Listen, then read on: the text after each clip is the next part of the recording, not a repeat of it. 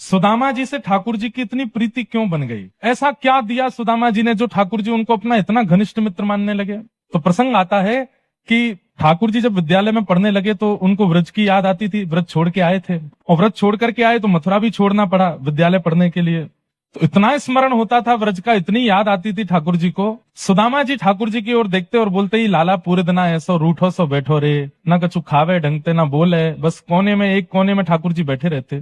तो श्री सुदामा जी ने कैसे अपने सख्य का निर्वहन किया? एक सखा कैसा होना चाहिए? ध्यान से सुनो, मित्र और सखा इन दोनों में अंतर होता है। यदा कदा मिलती, जो कभी कभी मिले, काम पड़ने पर मिले, जरूरत होने पर मिले, उसको मित्र कहते हैं। पर संग खावे, संग रहवे, संग ही रहे, आपके दुख को अपना दुख माने, उसे मित्र, उसे सखा कहते हैं। ठाकुर जी ने मित्र अनेक बनाए, पर पूरी कृष्ण लीला में भगवान के सखा केवल 3 हैं।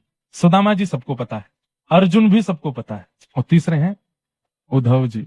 ठाकुर जी ने सखा 3 ही बनाए। तो इसका मतलब एक बात समझिए, जीवन में मित्र खूब रखिए, पर सखा 2-3 से ज्यादा मत बनाइए। आपके संग खाने का अधिकार, आपके संग बैठने का अधिकार, आपके संग घूमने का अधिकार, वो सबका नहीं होना चाहिए। और सखा ढूंढना बहुत बड़ी बात है। इसलिए 3 तो सबसे मैक्सिमम है, कम से कम एक ही सखा होना चाहिए। और सबसे बढ़िया सखा तो ठाकुर जी है। ठाकुर जी को सखा मानो। और देखो, ठाकुर जी सखा नहीं बन सकते तो ठाकुर जी के जनों को अपना सखा बनाओ। तो भगवान के सखा श्री सुदामा जी मन में सोचते कि लाला पूरे दिना रूठो बैठो रे, कहा करूं या के काजे।